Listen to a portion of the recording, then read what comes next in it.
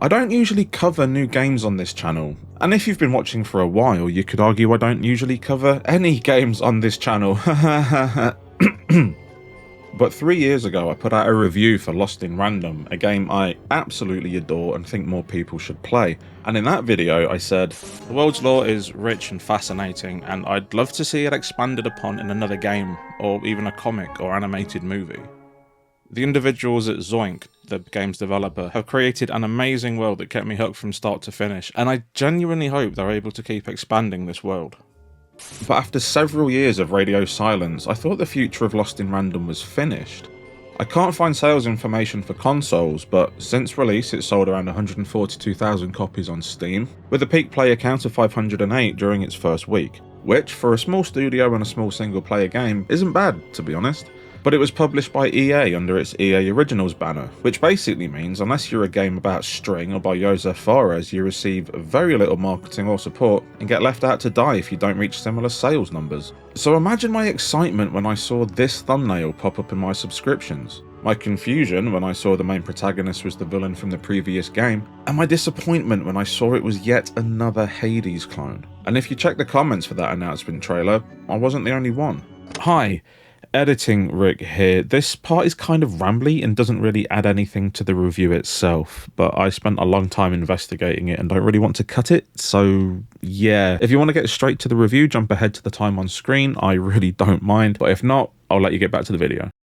My worries were compounded further a month later with the reveal of the Midnight Walk, boldly claiming to be from the creators of Lost in Random, but developed by a new studio called Moonhood, which had me asking, who was actually making Lost in Random: The Eternal Die? Well, any official information is a bit scarce, at least as far as Thunderful is concerned, but this is what I was able to piece together. In 2017, likely during the early stages of Lost in Random's development, Zoink Games merged with Image and Form Games to form Thunderful Gothenburg. Lost in Random came out in September 2021 to pretty solid reviews, and about 4 months later, game director, writer and concept artist Klaus Lingelid begins posting models, scans and video of a new unnamed project. This went on for a few months until October 2022 when he officially announces he's formed a new studio named Moonhood. He then spent the weeks and months after the announcement continuing to showcase his drawings and sculptures, and honestly, this guy is an incredible artist, and if you haven't checked out his work, which I highly recommend you do, you'll see why his departure from Thunderful, and subsequently Lost in Random, made me nervous. January 2023 then saw Ulov Redmalm join the studio. This guy was Lost in Random's game director, lead writer and narrative director, storyboard and concept artist, cinematic director and casting and voice director, as well as being credited as several character voices including Dicey and Royum.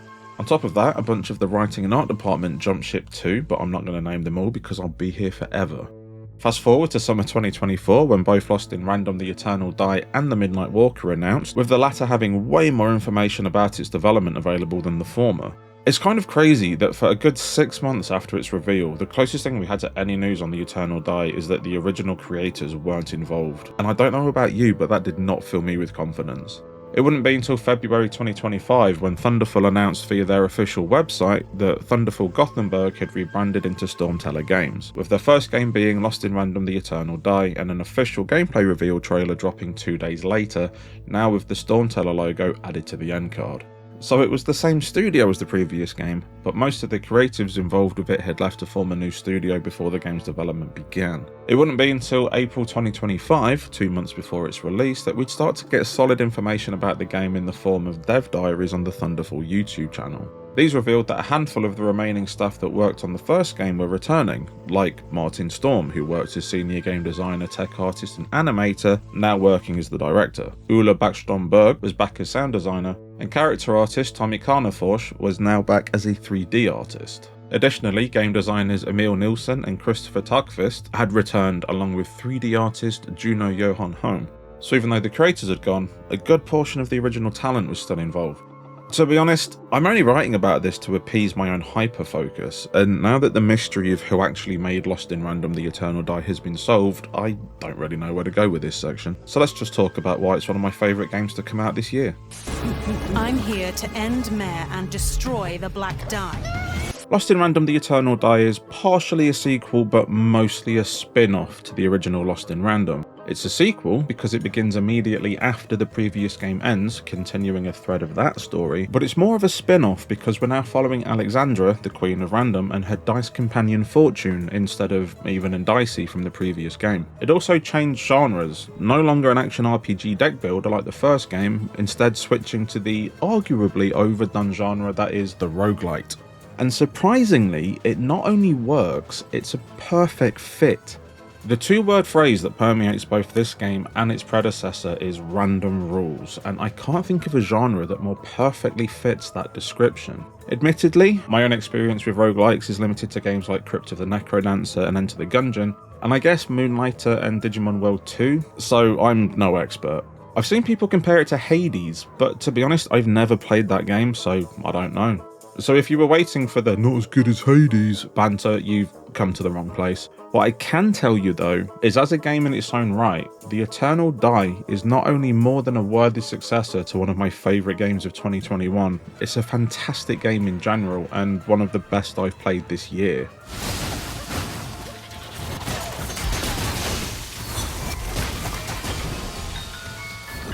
As previously mentioned, we now play as Alexandra, the Queen of Random. During the intro, she and her dice companion Fortune are pulled into the black die by a huge Lovecraftian being. She wakes up inside the black die to find herself as a child again, her sword broken. And as she explores this weird realm, it is revealed that the thing that pulled her in is named Mare the Night, body of the black die, and the one she blames for losing everything.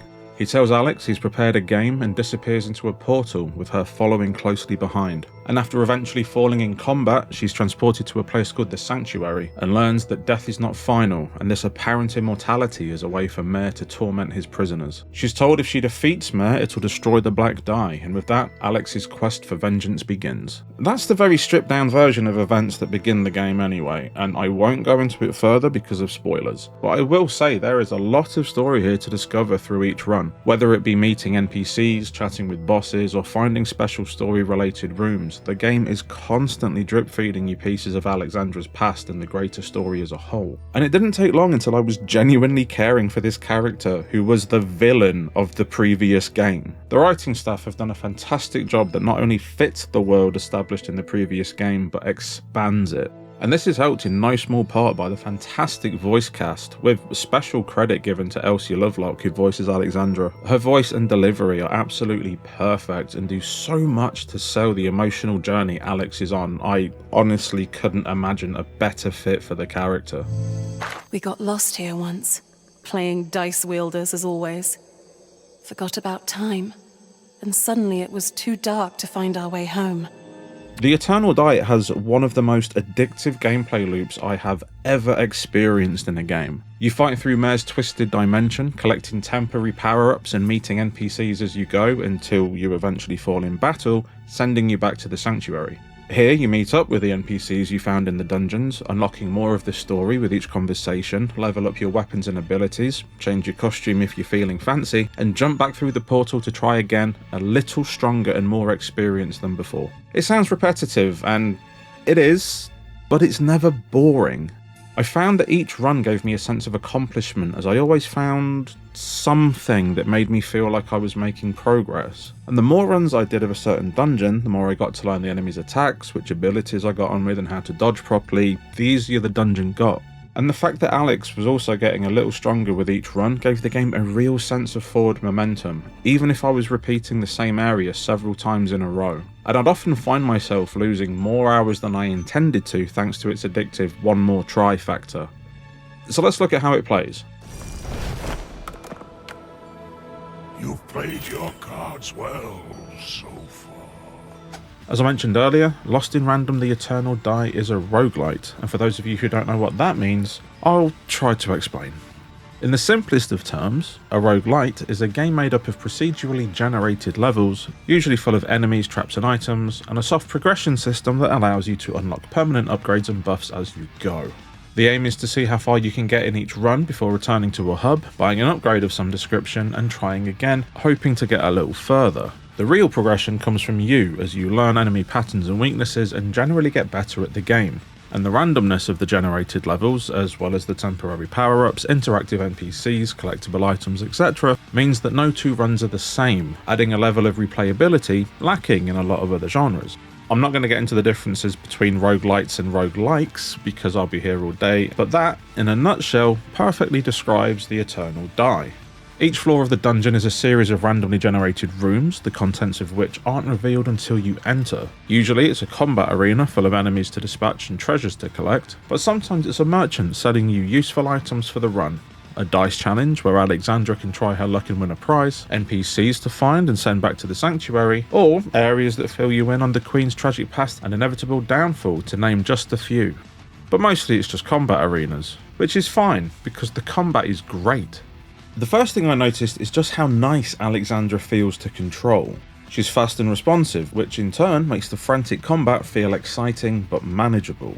She has 4 weapons to choose from, each with their own unique feeling and playstyle, including the Sword of Sixtopia, which is great for close range attacks with its basic 3-hit combo. The Serendipity Strike, which is a bow that adds an extra arrow with each attack up to a spread of 3, allowing you to hit a wide area from a distance. The Lance of Lady Luck strikes quickly with a combo of up to 5 hits, and has an attack range somewhere between the sword and the bow. And finally, there's Heleven's Hammer, which is much slower than the others and only has a 2-hit combo, but it does considerably more damage per hit. Each weapon has a charge attack that's used by holding down and releasing the attack button after a couple of seconds for a more powerful strike, and is a pretty solid way to end a combo, although to be honest I often forgot about it.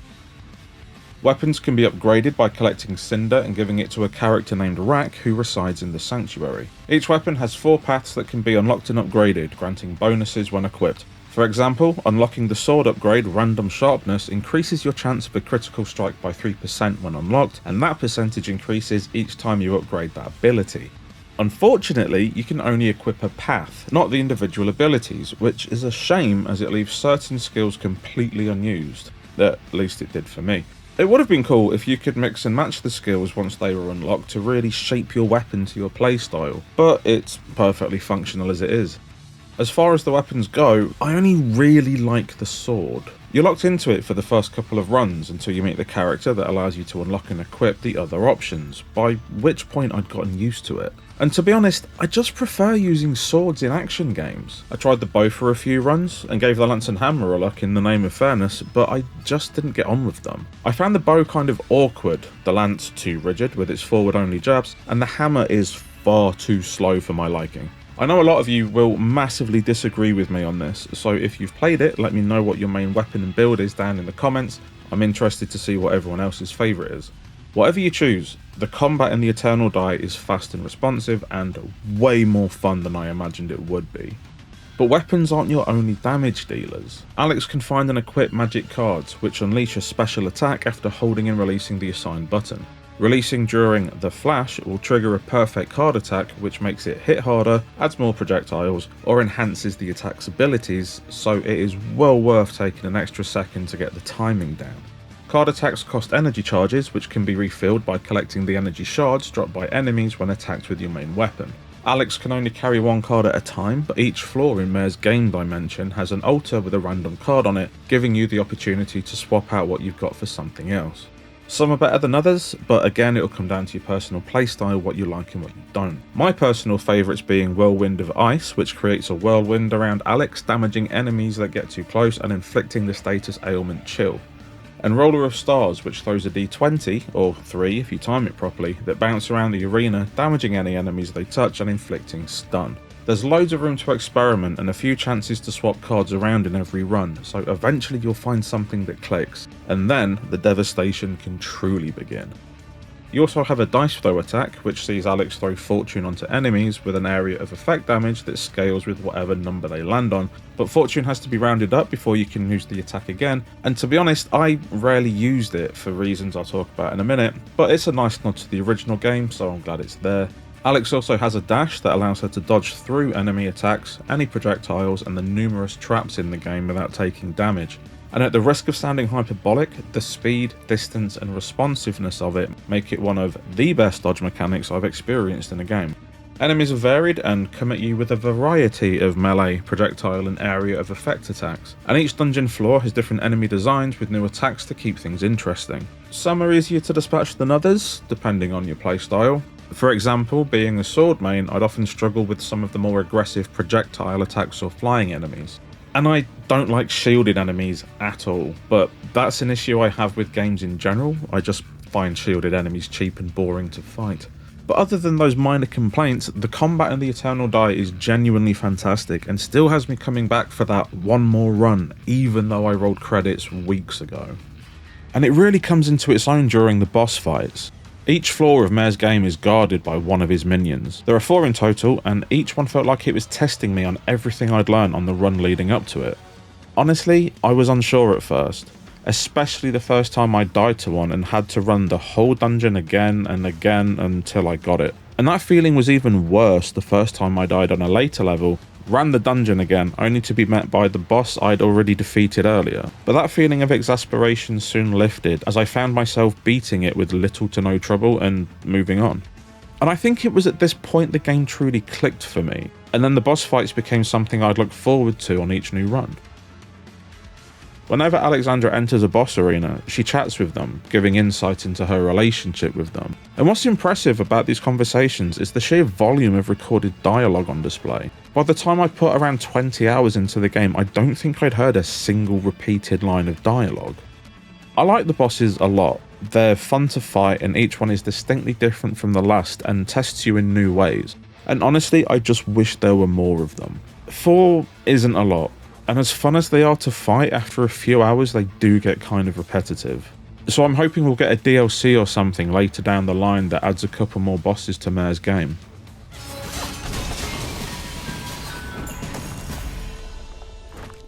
This being a roguelite, Alex doesn't level up or get stronger in the typical action RPG way. Instead, she powers up by collecting items after each battle or by purchasing them from the merchant. There's an item to increase your maximum health that lasts for the duration of the run, something to heal any damage you've taken, coins to spend at the shop, cinder to upgrade your weapons, and pip dust to upgrade your blessings, which I'll talk about in a couple of minutes. But arguably, the most important items to collect are the Relics and Pearls. Relics are items that grant Alex unique passive abilities to utilise on the current run, like reducing damage by 40% the next time you're hit, or conjuring a projectile whenever you get a critical hit. Alex can carry up to 13 relics at a time, but pay attention to their colour before placing them on the board. Each colour represents a stat, red for weapons, yellow for cards, blue for dice, etc. And matching 3 or more of the same colour in a row will tear the colour off the relics and add a boost to the relevant stat, increasing your weapon damage, card damage, luck, etc. You can also collect pearls, which are used for colour matching, allowing you to harness a boost without lining up 3 relics. But unlike relics, these will break once activated. Placing a relic or pearl on top of one already on the board will replace it, destroying the previous treasure, but you keep any boost power you might have harnessed from it. And then there's an item called Magical Dye that adds colour to a relic without destroying it, which comes in super useful in the late game. All this adds a layer of strategy to relic placement as you try to match up your preferred colours to utilise as many boosts as possible in a run. The downside to this being the relics you collect are governed by RNG, and on plenty of occasions I'd be hoping for red relics to boost my attack power, but the game saw fit to curse me with mostly purples and greens. This can be frustrating because the run isn't going to plan. But it's also a good thing in a way, as it forces you to think on your feet and experiment with new builds. And I have to admit, the first time I was able to complete a run was with a build and relic combination I never would have chosen myself had the game not refused to give me red items. And to be honest, that kind of victory happened more than once. There's close to 130 relics to find, all recorded in your handy journal, but annoyingly there's no way to tell which relics you've already used when choosing what to place on the board, making experimentation and completion a struggle. It'd be nice if new relics had a mark of some kind on them to indicate if we'd used them before, so hopefully that's something the devs can add in a patch later down the line. But as of time of writing, we've had one major patch and that wasn't fixed, so fingers crossed for next time. Blessings? You'd sooner curse me. Keep your filthy magic away. As important as relics are, their powers are only temporary, but blessings last forever. Visiting Armor the Witch in the Sanctuary gives you access to her blessings, which you can buy with the pip dust you collect on each run. Blessings are passive abilities that give Alex a permanent upgrade when equipped. They start off as basic things like increased attack damage to give you an edge, but soon add things like revives to give you another chance or two in the game world, or increased damage while fortune isn't on your back, which is why I stopped using the dice throw attack. Pressing the relevant button on a blessing flips it over to offer a new variation of the one selected, bringing the total number of available blessings to 22, most of which can be leveled up to become more powerful. Surprisingly, these blessings actually make a huge difference on the runs, and Alex always felt stronger when I try again after spending a few pips. These blessings also give a lot of freedom to customise Alexandra to fit your playstyle, so much so that I found myself always picking pips over Cinder whenever possible, as I wanted to unlock the next available blessings quickly to restore the former Queen of Random to her past glory. A dice wielder? Oh, luck has finally turned. I'm Chance. Welcome to the Sanctuary. As I said earlier, Lost in Random: The Eternal Die is one of the best games I've played this year and a genuinely nice surprise. I love the fast and responsive combat and seeing my own skill improve with each run. Each run gives small rewards like finding an NPC or collectible dicelings, gathering enough pips or cinder to improve or unlock new abilities and weapons, or even finding a new piece of clothing to wear. I enjoy hanging out in the Sanctuary and just seeing it grow and change with each new NPC that joins, and listening to their requests before jumping back into the dungeon to fulfill a side quest. And because of this, every failed run still felt like progress. And if you're thinking, he hasn't really talked about the Sanctuary, you're right, and I apologise, I just don't want to give too much away. Don't get me wrong, it isn't without its flaws. There needs to be something in place to show you when a relic is new or not to help the completionists. And some of the trophies suck, if I'm honest, so as much as I'd like to get the platinum, I don't think I will. But that's really it as far as complaints go. And even they're scraping the barrel. Then there's the stuff I haven't mentioned, like the excellent music and voice acting, and the post-game content that will test your skill as well as your patience. But I'll leave you to discover that yourself, because this video's been going for a while and I'm afraid I've already said too much.